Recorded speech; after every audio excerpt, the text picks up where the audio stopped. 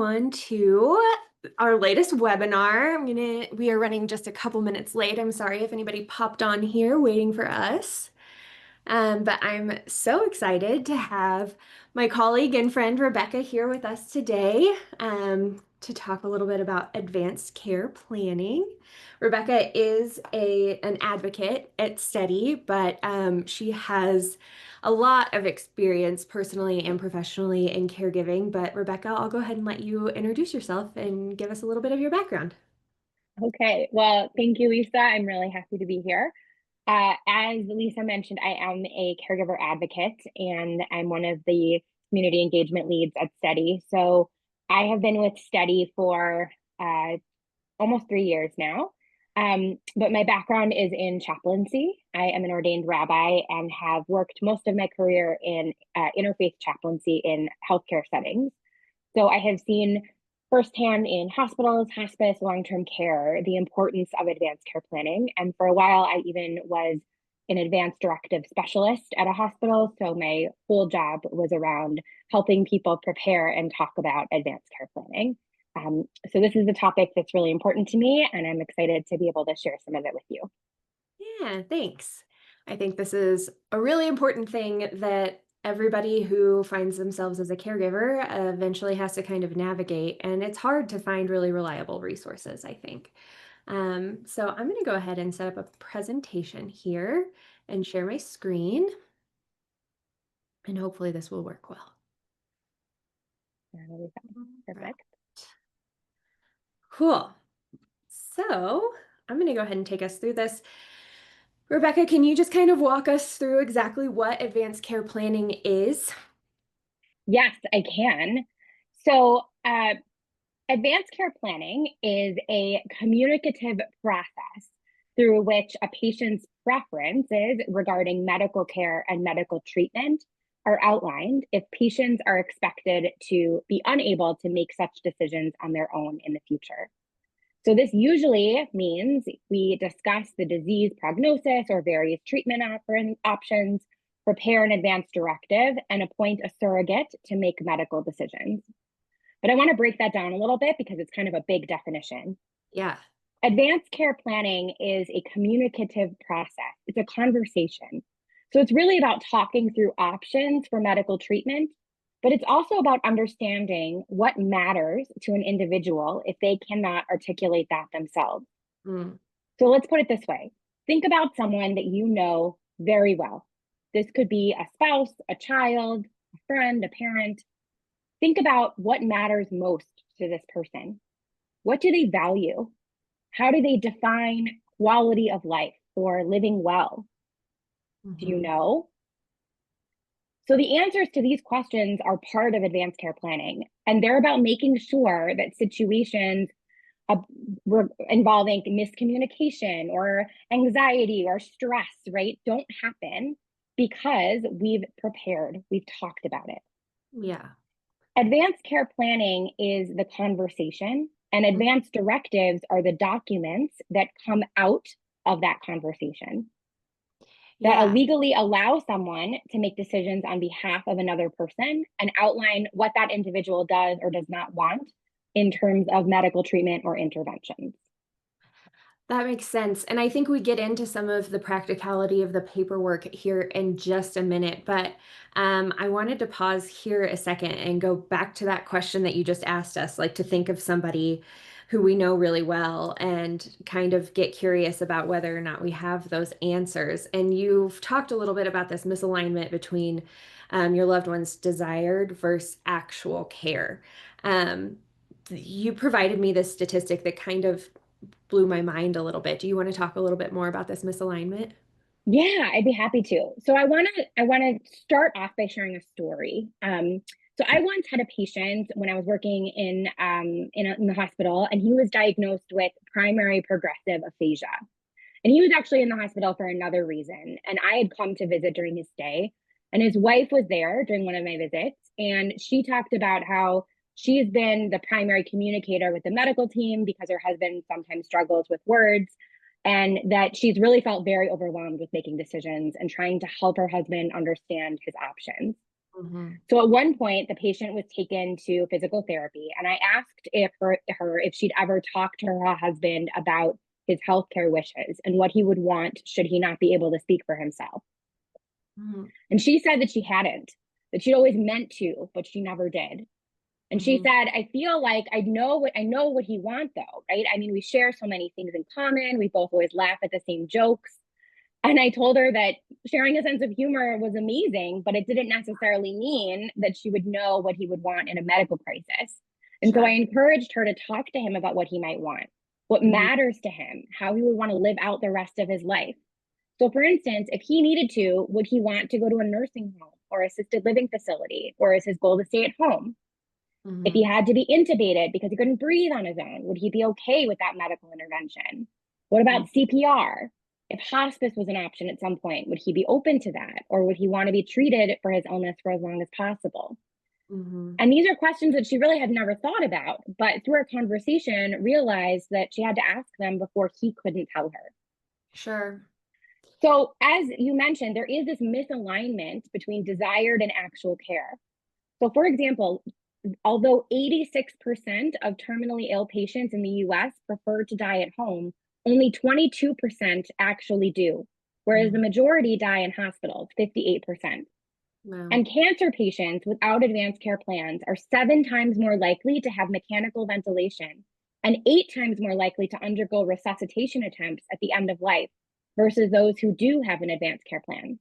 Mhm. And nursing home patients without advanced care plans undergo more hospitalizations and are less satisfied with their care. So the Mhm. potential for misalignment between desired and actual care is also associated with psychological distress and emotional burden for the surrogate decision makers. And the presence of advanced care plans is related to lower caregiver stress, anxiety, and depression. And so I Mm. actually say that advanced care planning is literally good for your health. Yeah, I love that.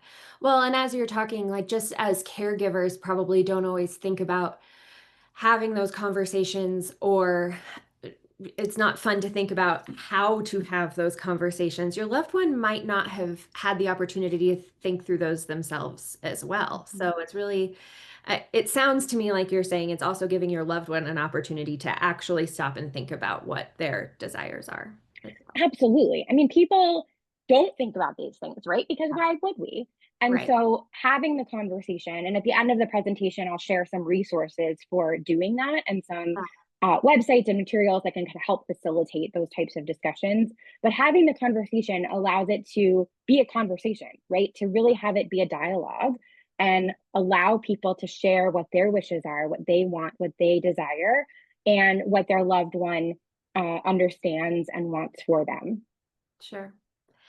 We like to get in these webinars really, really practical with our caregivers. So we have these kind of Yes. types of documents and what they are. Do you just want to run us through really quick what each of them? Yes, I'd be happy to. So there are several types of advanced directives that I'll share.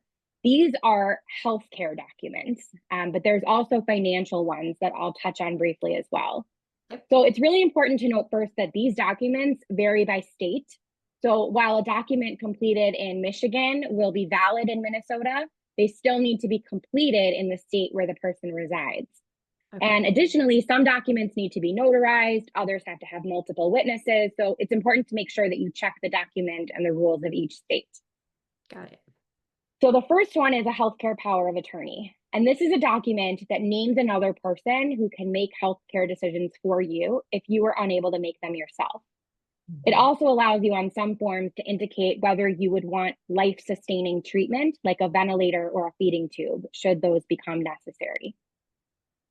Got it. You can name more than one person on this form. However, the first person named is the first person who will be asked to make decisions. And if that person is either unwilling or unable, then it could go to the second person. Got it. A living will is a document that indicates your healthcare choices, specifically around life sustaining treatment or other medical interventions, but it does not name another person who can be your decision maker.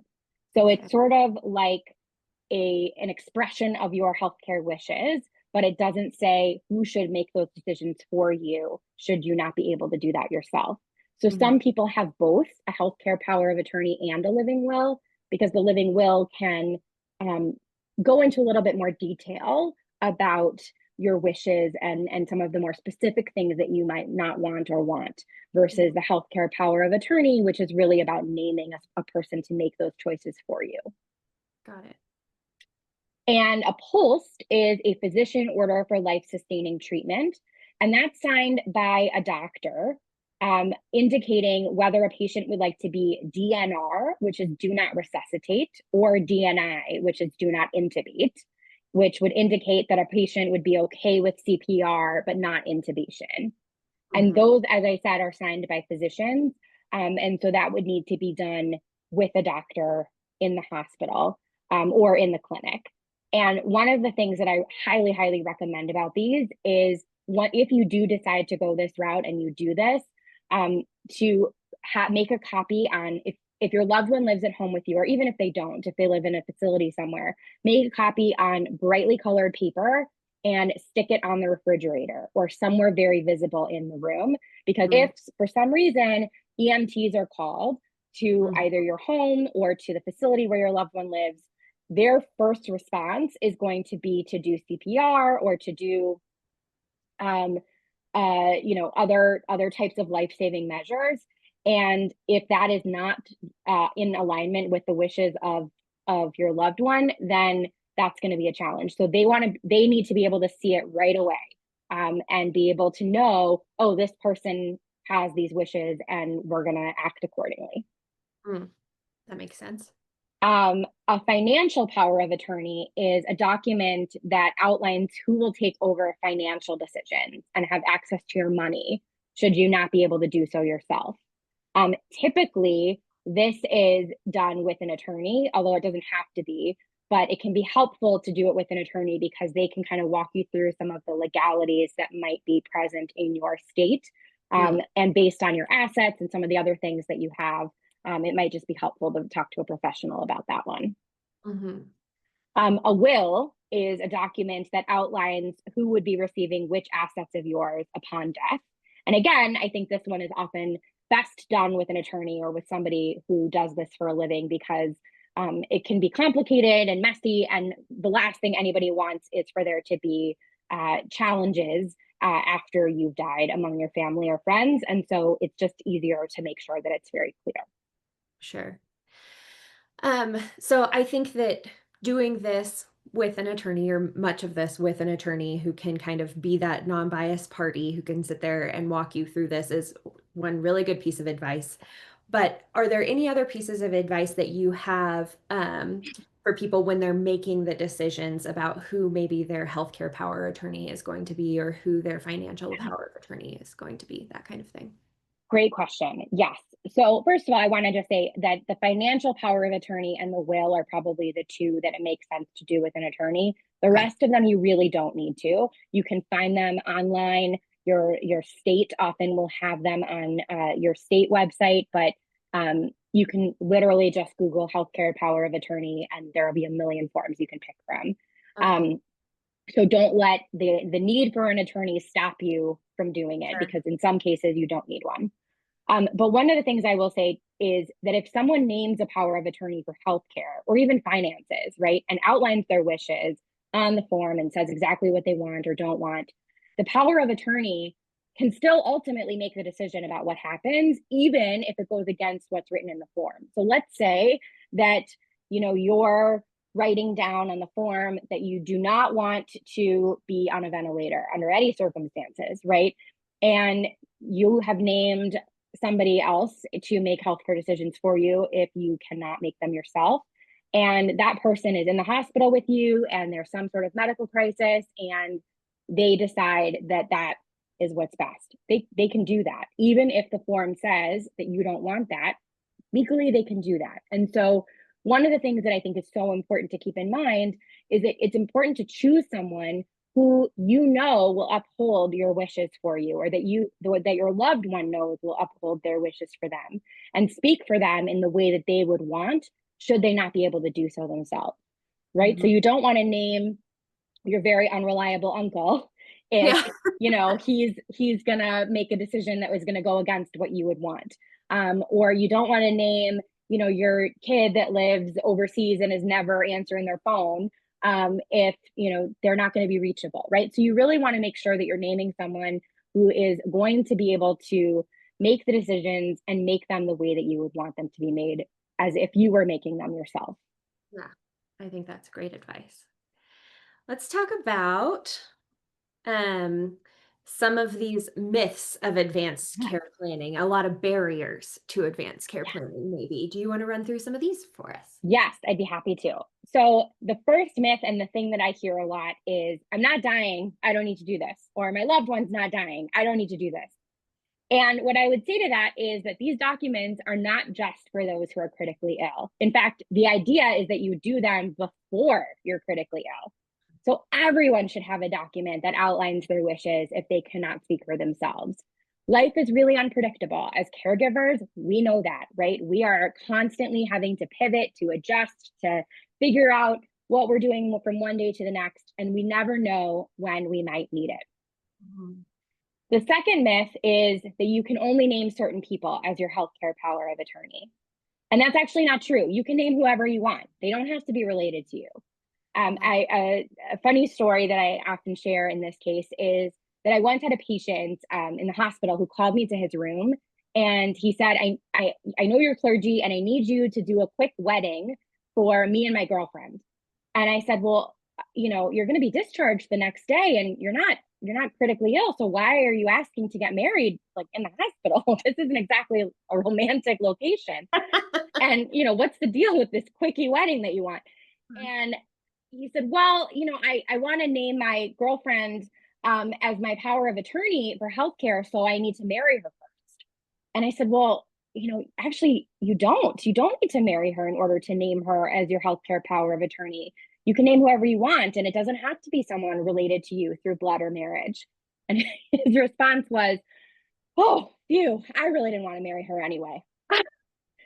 So luckily, she was not present for this conversation because it would have been really awkward. But the point is that you do not have to name someone who you are related to by blood or marriage. It can really and truly be anyone. It can be a friend, it can be a neighbor, it can be a clergy person. But the thing that I would say is that it's really important, if you um, want to name someone, that you tell them, right? So if they're not the person that you're having this conversation with, right, that you're filling out the forms with and talking about your wishes with, it's really important that you let them know, hey, listen, I'm putting your name down as my healthcare power of attorney, and that's what this means. So that they're aware that they're taking on this responsibility. The other thing to note is that in some states, if you do not name anyone as a power of attorney, so if you don't have this form filled out, there are certain people that healthcare decisions will automatically fall upon should you be unable to make decisions for yourself. So, for instance, in Illinois, there's a hierarchy of individuals, starting with your spouse and then moving to children and then going down from there. But other states like Minnesota don't have that hierarchy. So you need to make sure that you check the rules of your state, because if there is somebody in particular that you would not want to be your power of attorney, or even that you would, you want to make sure that you're naming them specifically so that it doesn't end up going to somebody else automatically. The other myth is that if you fill out one of these documents, you can never change it. And that's also not true. You can change your mind at any time about any choice. And in most states, all that's required to do is to rip up the old form and create a new one. And actually, it's really good to update the forms every few years with new information. What Mhm. I would say is, it's not necessary to update the form every time you get, a medical result back or news from your doctor, right? You don't need to do that. You don't need to do it as frequently as that. But if you do end up changing your mind about a particular issue, or something happens that requires you to change it, you absolutely can.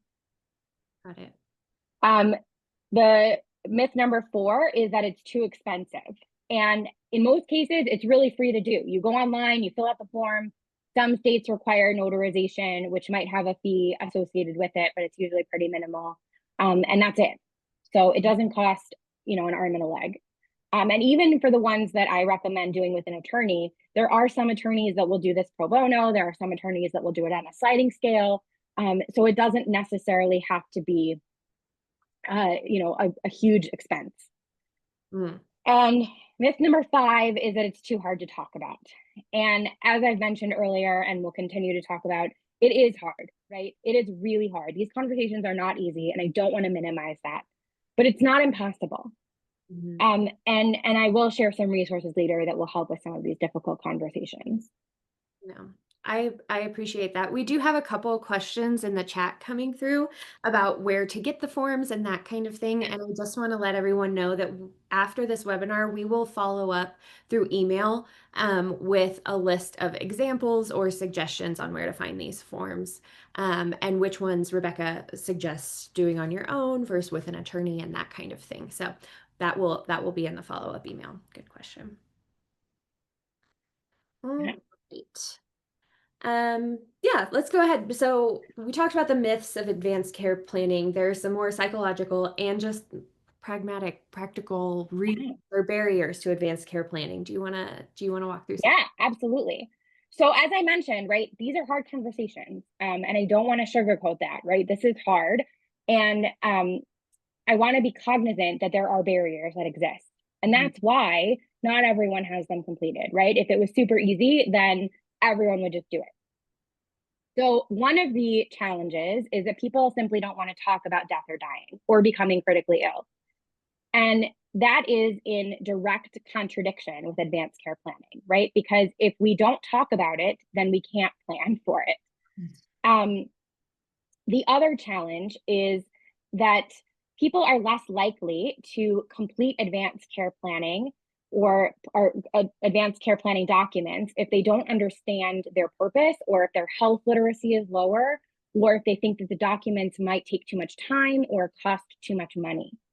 And there's actually been research done that certain ethnic groups, certain racial groups, are more likely to fill out advanced care directives or fulfill the goal of advanced care planning than others, and that really speaks to our healthcare system in general, and the inequities that exist within it. Yeah. The other challenges, right, are that there's a lot of anxiety around death, right? There's a lot of anxiety about what it means to die, how we're going to die. People don't want to talk about that. It's very scary.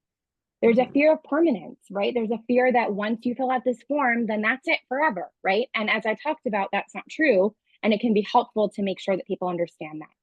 Mhm.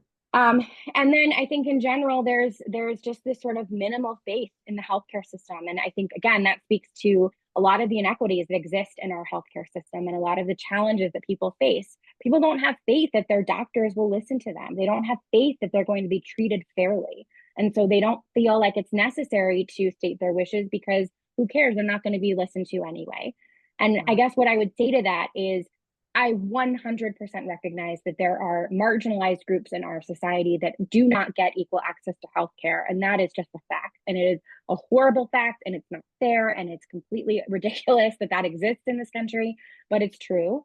And so, what I would say to that is don't lose faith in your family or your friends to carry out your wishes, right? You may lose faith in the healthcare system, and in some cases that's warranted, right? But don't lose faith in your family or your friends in the process to carry out your wishes and to advocate for you. And there are always going to be people in the healthcare system that will advocate for you. Just sort of speaking personally as a chaplain in the hospital or in a clinic or in a healthcare facility, I was a consistent advocate for patients and would try to make sure that they felt heard and understood. So there are people who are there to help you navigate this, even when it feels like there's no one listening. Yeah. Yeah, that makes a lot of sense. Um, so far we've talked a lot about how everyone should have one of these or should think about having these documents filled out, kind of have an advanced care plan for themselves. But with caregivers, we're often talking about helping our loved one have an advanced care plan and how to have that kind of conversation with your loved one. Um, can you give us your advice on that? Yeah, absolutely. So how do we have these conversations, right? The first thing is that we want to help people feel known. We want to help people feel heard and understood. Um, so there's actually a study that was done in the journal Healthcare in November of 2022. And it said that the person who is having the advanced care plan discussion needs to feel understood. So they suggest asking questions like, what are your core values? Or what 3 words best describe the person you want to be? What are your 3 most important accomplishments in your life? Or what are your greatest hopes and fears? Asking open-ended questions like, what comes to mind when you think about dying, versus yes or no questions like, are you worried about dying, can be more effective. And I want to just sort of pause here for a second and just say that I know that there are people that we work with at Steadii and out there in the community that can't have these conversations with their loved one, right? Because maybe their loved one has a disease that has progressed to the point where they're not able to make those decisions anymore. And so these conversations really aren't possible. So what do? Right? Well, you can't fill out an advance directive because the person isn't able to do that. But what you can do is think about the answers to these questions as much as you would know, right? If you know this person very well, think about the answers that they might give to these questions. What matters to them? What are their core values? Have they ever known anyone who has had a medical emergency? And did they say anything about it?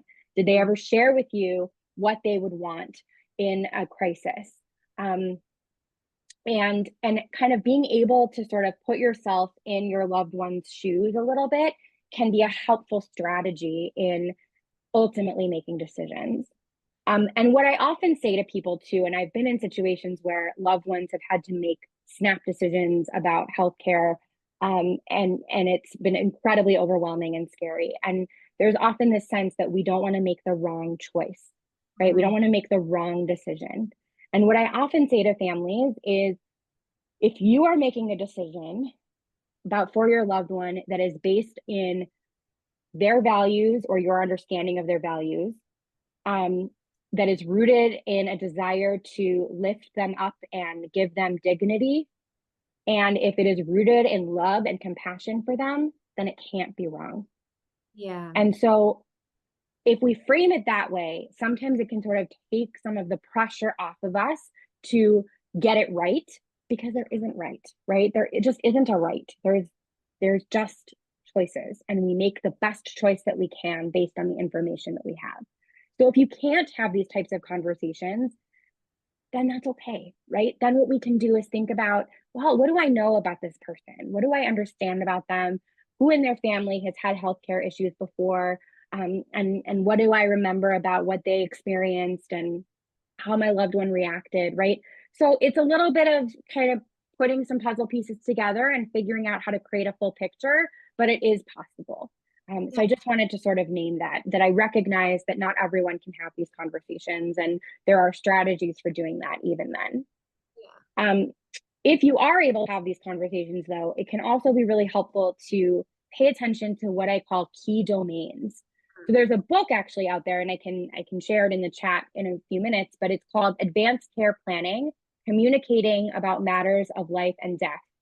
And they talk about 7 key domains that should be taken into consideration when you're having these conversations: psychological, social, cultural, spiritual, medical, physical, and financial. So psychological is the person cognitively able to recognize progressive disease manifestations and understand future care options. How are they coping with that? Mm-hmm. Social might be what social supports are available to assist them in the future. Is the caregiver capable of providing care for the extent and duration of anticipated needs? Cultural is, how does the person's ethnicity affect perceived and expected needs? And what cultural traditions exist regarding health and end-of-life care?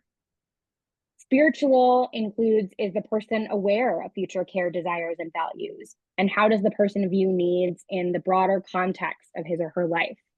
Mm-hmm. Medical is, how will the person maintain and meet chronic health needs? And how will they manage future medical care and decision making? Physical is what will be needed to ensure that the person can manage safely at home in the days ahead, and what arrangements might need to be made in order to make sure that that's possible. And then Mhm. lastly is the financial, what financial resources are available for meeting future care needs. So if Mhm. we sort of pay attention to all of those key domains, right, we can make sure that we're getting the biggest, most broad picture that we can. Mhm. Um, and then the next thing is to pay attention to different personality types, right? We all are different people. We all have different personalities, and that's okay, right? But it's really important that we think about the personality of the person that we're having this conversation with. So, for Mhm. instance, if this is somebody who really values independence and autonomy, right? Then we want to make sure that we're framing this as, I'm not trying to take away your right to make decisions for yourself. I'm just trying to prepare so that if there ever is a time when you can't, that I'm doing it in the best way possible for you, right? Or if this is a person who, let's say, growing up never talked about their feelings, right? And it was sort of a stuff it down and don't discuss it kind of life, right? Then maybe we don't lead with some of those questions around, how are you feeling? What is this feeling like for you? What are some of the emotions that are coming up for you as we discuss this, right? Because that's not where they're coming from. Yeah. And that's not going to be something that they're going to be able to engage in or want to engage in, Yeah. right? So we want to just pay attention to the personality of the person that we're discussing this with, and, take all of those things into consideration. Yeah. I imagine, We also, oh yeah, go ahead. well, I just imagine that I'd be having these conversations, trying to decenter yourself and think about, the person that you're caring for and how to present it to them based on their personality rather than maybe how you would want it presented to you, which I'm sure can be hard.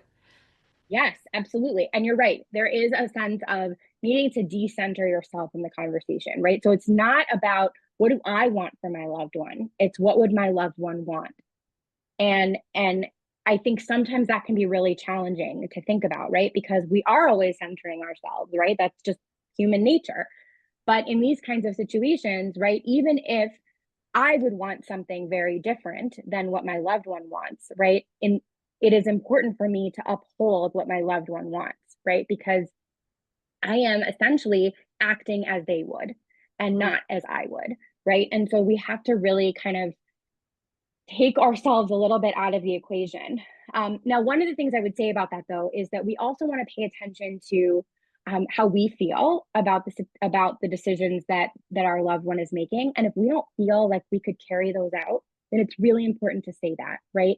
And we want to be honest about our limitations. And so if it feels like, I could never tell the doctor to stop doing CPR, or I could never tell the doctor that I don't want you to have every treatment available no Mhm. matter what, right? Then maybe you're not the right person to be the healthcare power of attorney. And that's okay, right? We all have limitations. We all have, areas that we feel better in, and areas where we don't. And so we just have to be kind of aware of that, right? As our loved one is talking, as much as we want to decenter ourselves in the conversation, we also want to pay attention to, ooh, does this feel like something I can do? How do I feel Yeah. about that? Right. And then if the answer is no, then we just need to say that and try to find somebody else. Sure. That makes sense. I would say too that, doing it at the right time, I would say that there isn't necessarily a wrong time, except that there's a time when it's too late, right? And we don't want to get to that point. And so we want to do it at a time when, the person is able to have the conversation. Maybe it's not when they're in the middle of a healthcare crisis and there's a lot of decisions that have to be made at once and they're feeling overwhelmed. Maybe we want to talk about it when things are more stable, when we're kind of in a little bit more of a groove with things, and we're feeling calmer. We want to make sure that we're setting ourselves up for success with these conversations, and we don't want to do it at a time when it's going to create stress or anxiety. Mm. And then the last thing I would say is that it's really important to include family members. So even if you are going to name yourself as if you're going to be named as the power of attorney, you want to include other people in your family so that they know that, A, you're the power of attorney for healthcare or whatever, document you're filling out, but also what the wishes are so that it's not a surprise. right? Yeah. And I think about this in particular with spouses and children. So if I am going to name my husband as my healthcare power of attorney, I want to make sure that my kids know that, first of all, and know what my wishes are, so that in the moment, if they see their dad making a decision, they know, oh, that's what mom wants, right? It's not, oh, why are you doing that? That seems totally out of left field, or what is that decision about, right? Which can then lead to a lot of anxiety and stress and family tension. And we don't want that in those moments. So the more people that can hear about it and understand the decisions that are being made and who is making them, the better. Yeah. It's kind of one of those knowledge is power kind of situations. And even if you don't like the information or it's not what you would do or it feels uncomfortable, it's still better to know and have open communication. It really is. And again, I think it is painful to have these conversations 100%. And we don't want to diminish that. But what we do want to do is empower people to have the conversation, to make it a little bit easier. And as I said, right, I've talked a little bit about some of the ways that we can do that. And then I'm also going to share some resources that can help facilitate these conversations. So there's two resources, and I'm going to make sure that in the follow-up email we send these out. But one is called the Conversation Project, and the other is Five Wishes. And both of these websites have really incredible information and guides for having conversations about end of life and medical wishes, as well as links to state-specific documents. So I really recommend checking those out and referring caregivers to them. I think it can be a really, really helpful way to start the conversation and make sure that you're having it in the way that makes sense for everyone. Yeah. Yeah. And like Rebecca said, we will link to both of those resources in the follow-up email. And you will also have access to the presentation we shared today and the recording of this webinar. There were some really good questions asked in the chat, and Colin jumped in, was able to answer some of those. So I think we're looking good there. But any kind of final thoughts you want to leave our audience with on this topic, Rebecca? I would say that one of the things that I often like to share and frame this as is um, this is a gift. This is Mm, a gift that you are giving your loved one and that your loved one is giving to you. This is a way for you to, in the future, minimize stress, minimize anxiety, minimize pain, minimize anger, right? I mean, all of those emotions may be there, right? But hopefully they'll be a little bit diminished because you've had these conversations, right? You've had time to prepare. And it can be so, so, so important to have these conversations, to be honest, right, about your wishes, um, and to make sure that you're really hearing each other. And what I've heard from people that have had these conversations is that it's actually been a really meaningful process, and it's brought people closer together because you are giving each other this gift of honesty, of openness, of vulnerability. And what an incredible, incredible thing. So I guess that's what I would say. No, and I think that's great. Bringing people closer together. This is something that can really hang over people's heads as a really hard to-do list item, something that's going to eat away at you, something that's going to keep you up at night. And if we can check those things off the list, then think about the quality of time you can have with your loved one where you're not worried about that. Patty in the chat was kind enough to kind of share a little story. She said, "My husband, 2 years into a dementia diagnosis, has all his forms in place, but has also filmed a video of himself explaining his wishes, Mm, which he has distributed to all of our children. All of this was hard to do, but such a relief to have it all done." So thank you for sharing. that's beautiful. And I would say too that there is a way to be creative with this, right? I mean, you don't want to be creative on legal documents so much, right? It's better to leave the creativity out of it if you're doing a legal document. But there are ways of being creative about sharing your wishes, right? And so making a video is beautiful. Like what a gift to Patty's kids to be able um, to have that memento of their dad, right? And some people write letters. Some people, will record themselves talking, and that's such a beautiful way of sharing a piece of yourself with your family member. So certainly there's lots of ways of kind of making sure that our message gets passed on and it doesn't just have to be on a legal document. It can be in so many other beautiful ways. Yeah. All right. Well, thank you so much for your time, Rebecca. Thank you for everyone Yeah. who did. Keep an eye on your inbox for the follow-up email with all of the resources and some other things coming your way.